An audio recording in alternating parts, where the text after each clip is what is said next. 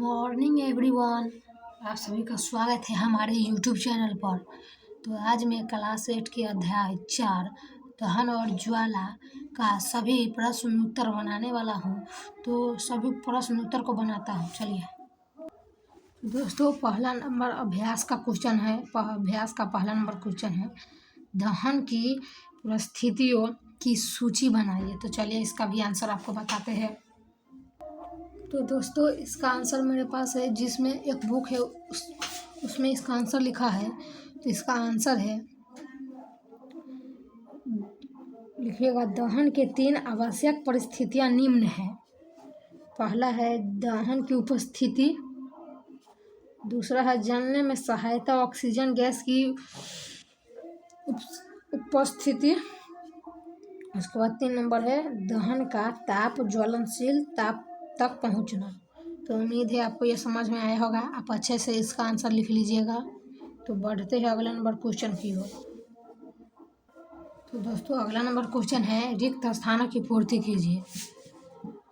लकड़ी और कोयला जलने से वायु का खाली स्थान होता है। तो आपको पता ही होगा, लकड़ी उकड़ी जलता है तो धुआं छोड़ता है, जिससे वायु प्रदूषण होता है। तो इसका आंसर लिख लीजिएगा, प्रदूषण। ख है, घरों में काम आने वाला एक द्रव्य ईंधन खाली स्थान है। तो पता ही आपको होगा कि आजकल सभी के घरों में आने वाला द्रव्य ईंधन एलपीजी है, यानी कि उसे गैस कहते हैं। ग है, जलना प्रारंभ होने से पहले ईंधन को उसके खाली स्थान तक गर्म करना आवश्यक है। आपको पता ही होगा, पढ़े होंगे पीछे। तो इसको पूरे ज्वलन ताप तक गर्म करना होगा, उसके बाद ये जलेगा, नहीं तो नहीं जलेगा। तो इसका आंसर लिख लीजिएगा, ज्वलन ताप। उसके बाद है, तेल द्वारा उत्पन्न आग को खाली स्थान द्वारा नियंत्रित नहीं किया जा सकता। तो उसको नियंत्रित किस चीज करेंगे? तो इसका आंसर लिख लीजिएगा, पानी। इससे तो नाइट्रोजन द्वारा भी कर सकते हैं, CO2 का छिड़काव करके, लेकिन यहाँ पर तेल है इसीलिए यहाँ पर पानी लिख सकते हैं। तो अगला नंबर क्वेश्चन है, समझाइए कि मोटर वाहनों से CNG के उपयोग से हमारे शहरों का प्रदूषण किस प्रकार कम हुआ है। तो इसका आंसर आपको बताते हैं। तो दोस्तों, आप इसका आंसर लिखिएगा, CNG सस्ता, आसानी से उपलब्ध तथा अति ज्वलनशील पदार्थ है। इसका उसमें मान अधिक होता है। जब इसे वाहनों में उपयोग किया जाता है तो यह सल्फर और नाइट्रोजन की ऑक्साइडों का अल्प मात्रा में उत्पाद करती है। इससे शहरों का प्रदूषण कम हुआ है। आपको पता ही होगा, CNG गाड़ी आने से बहुत प्रदूषण कम हुआ है। अगर हमारे भारत में अगर ऐसे ही सभी गाड़ी में CNG चले तो प्रदूषण बहुत कम होगा। तो अगले नंबर क्वेश्चन की ओर बढ़ते हैं। तो अगला नंबर क्वेश्चन है, 4 नंबर क्वेश्चन, ईंधन के रूप से LPG और लकड़ी की तुलना कीजिए। तो चलिए इसका आंसर बताते हैं आपको। तो दोस्तों, आप इसका आंसर लिखिएगा, LPG लकड़ी से अच्छा घरेलू ईंधन है।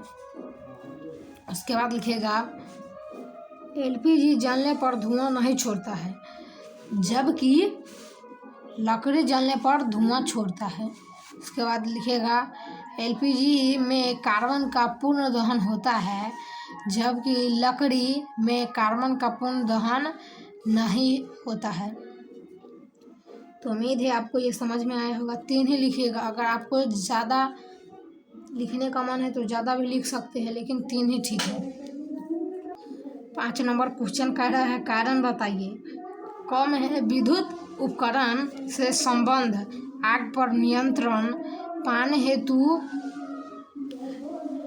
जल का उपयोग नहीं किया जाता। तो इसका आंसर कारण बताते हैं, क्यों नहीं किया जाता। दोस्तों आपको पता होगा पानी जो है विद्युत का सुचालक होता है, इसीलिए अगर पानी विद्युत में लगे, अगर आग को पानी से बुझाएंगे तो शॉर्ट मारेगा, जिससे और आग फैलेगा। इसीलिए उसका पानी से नहीं बुझाना चाहिए। तो इसका आंसर लिख लीजिएगा आप। पानी विद्युत का सुचालक होता है, बताया ही मैंने, इसीलिए इसका उपयोग विद्युत उपकरण से संबंध आग पर नहीं किया जाता।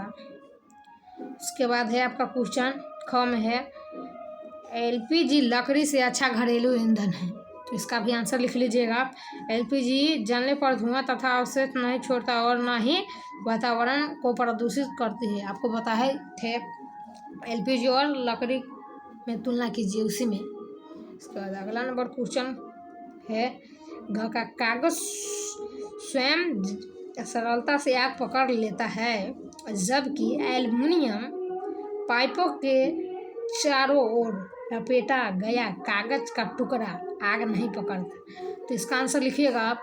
कागज का ज्वलन ताप कम होता है, इसलिए सरलता से आग पकड़ लेता है। देखिएगा अब डीजल और पेट्रोल में किस में जल्दी आग लगता है, कमेंट में बताइएगा। उसके बाद है, किंतु एल्युमिनियम का ज्वलन ताप अधिक होने के कारण लपटे गाज का ज्वलन ताप भी बढ़ जाता है और वह आग नहीं पकड़ता। उसके बाद अगला नंबर क्वेश्चन की ओर बढ़ते हैं।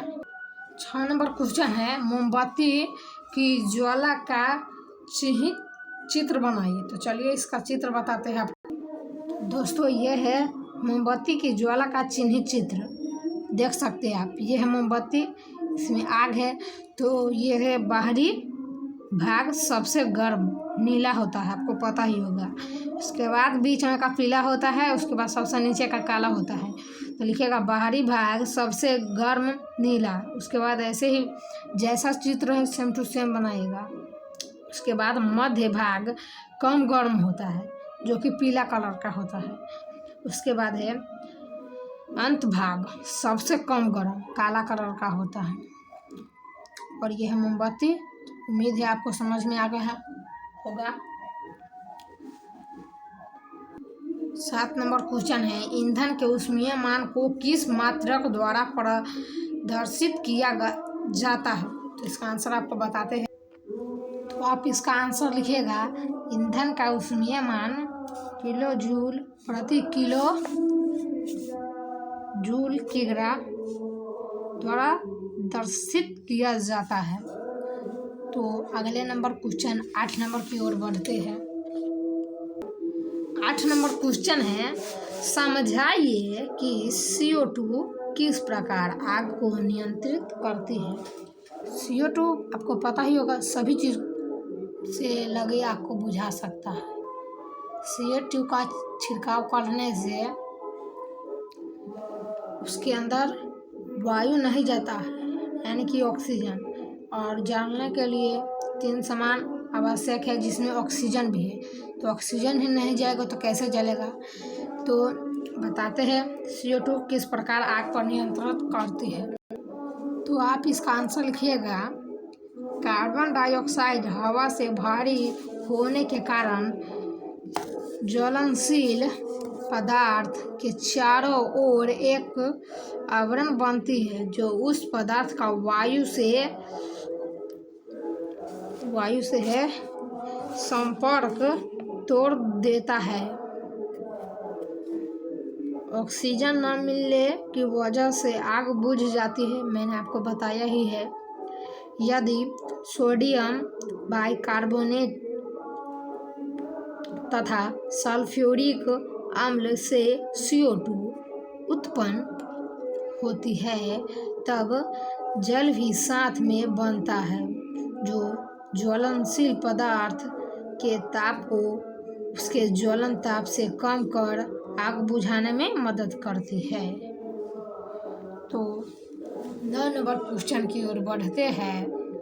तो दोस्तों आज के लिए इतना ही, मिलते हैं अगले वीडियो में। अगर अच्छा लगा हो तो लाइक और सब्सक्राइब जरूर करिएगा। धन्यवाद।